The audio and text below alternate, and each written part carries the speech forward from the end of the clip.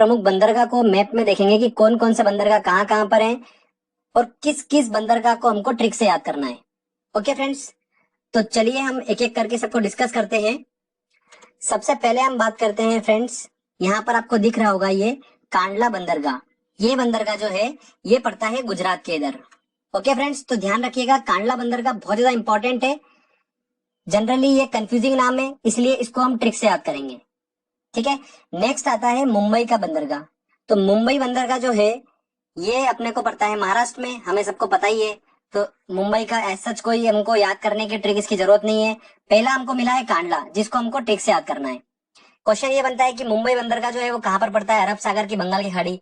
तो हमें पता है कि मैप में मुंबई कहाँ पर आता है, तो हम देख के आसानी से बता सकते हैं कि मुंबई बंदरगाह जो है वो अरब सागर की तरफ होता है। अगला आता है हमारा नाहवा शेवा। मुंबई का बंदरगाह सबसे इंपॉर्टेंट बंदरगाह है भारत का और सबसे बड़ा बंदरगाह भी है, इसलिए यहाँ पर सबसे ज्यादा ट्रैफिक होता है। ठीक है, इस ट्रैफिक को कम करने के लिए अभी अभी नया नया एक बंदरगाह और बना है जिसका नाम है नाहवा शेवा। तो ध्यान रखिएगा फ्रेंड्स, इसको भी हमको ट्रिक से याद करना है। तो दो हो चुके हैं हमारे, एक तो कांडला और एक नाहवा शेवा। उसके बाद आता है मारमा गोवा बंदरगाह। ये भी गोवा के इधर पड़ता है और हमें पता है मैप में गोवा कहाँ है, तो हम आसानी से देख सकते हैं कि अरब सागर की तरफ पड़ता है ये। इसको भी याद करने की कोई जरूरत नहीं है, हम आराम से देख सकते हैं इसको। उसके बाद आता है न्यू मंगलूर। न्यू मंगलूर में बेंगलुरु का हल्का हल्का फील आ रहा है, तो वो हमको पता चल जाएगा कर्नाटक में पड़ता है ये, और कर्नाटक मैप में अरब सागर की तरफ है, तो हम आराम से देख सकते हैं कि न्यू मंगलूर जो है बंदरगाह वो कहाँ पर है, अरब सागर की तरफ पड़ता है। उसके बाद कोच्चि, जो कि केरल के इधर पड़ता है, और केरल हमें पता है मैप में इस साइड है, अरब सागर की तरफ है, तो हम आसानी से उसको याद कर लेंगे। उसके बाद आता है तूतीकोरिन। आपको दिख रहा होगा यहाँ पर ये तूतीकोरिन, अब थोड़ा सा अलग सा नाम है, तो इसको हमको याद करने की जरूरत पड़ेगी। तो हमें तीन ऐसे नाम मिल गए हैं जिनको हमको ट्रिक से याद करना है, तूतीकोरिन, नाहवा शेवा और कांडला। ठीक है। उसके बाद आता है चेन्नई।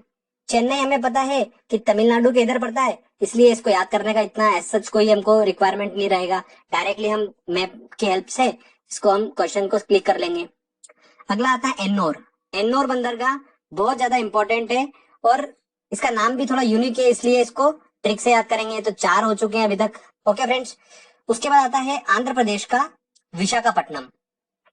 विशाखापट्टनम भी हमें पता है कि आंध्र प्रदेश में आता है, और आंध्र प्रदेश जो है वो बंगाल की खाड़ी की तरफ है, तो आसानी से हम देख सकते हैं कि विशाखापट्टनम जो है वो बंगाल की खाड़ी की तरफ है। तो ये भी हमारा आसानी से हो सकता है, कोई डिफिकल्टी नहीं होगी। तो अभी तक हमको दोस्तों चार हमारे हो चुके हैं जिनको हमको ट्रिक से याद करना है। अब अगला आता है पांचवा, पारादीप। इसको हमको ट्रिक से याद करना है। तो ये पांच दोस्तों हैं जिन्हें हमें ट्रिक से याद करना है। और इसके बाद कोलकाता आता है। कोलकाता जो है वो बंगाल की तरफ पड़ता है, और ये जो है हुगली नदी पर पड़ता है बंदरगाह। तो ध्यान रखिएगा दोस्तों, ये अकेला जो है वो हुगली नदी में पड़ता है बस, बाकी सब जो है वो बंगाल की खाड़ी और अरब सागर की तरफ पड़ते हैं।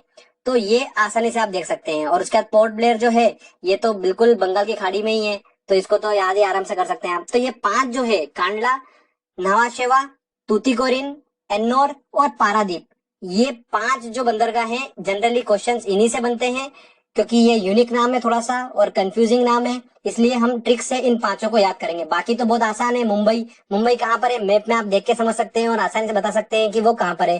तो अरब सागर पर है वो मुंबई का बंदरगाह, तो वो तो आसानी से क्वेश्चन बन जाते हैं।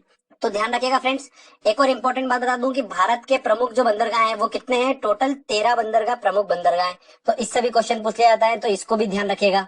ओके, अब पांच तो हम ट्रिक से याद कर लेंगे, पर आपको मैं कुछ इंपॉर्टेंट पॉइंट बता देता हूँ। सबसे पहले कांडला बंदरगाह जो है, ये कांडला बंदरगाह जो है, ध्यान रखिएगा दोस्तों, एक ज्वारी बंदरगाह है। इसको ज्वारी, इसको इंग्लिश में बोला जाता है टाइडल पोर्ट।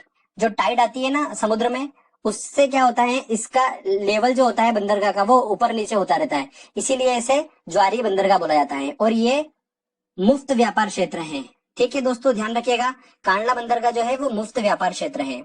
उसके बाद भारत का सबसे बड़ा बंदरगाह अगर पूछते हैं तो वो बंदरगाह है मुंबई का बंदरगाह। भारत का सबसे बड़ा बंदरगाह कौन सा है, मुंबई का है। और अगर पूछते हैं कि भारत का सबसे गहरा बंदरगाह कौन सा है और प्राकृतिक बंदरगाह कौन सा है, तो वो है विशाखापट्टनम। ठीक है, ये विशाखापट्टनम जो बंदरगाह है ये भारत का सबसे गहरा बंदरगाह है। ओके फ्रेंड्स, तो ये सी पोर्ट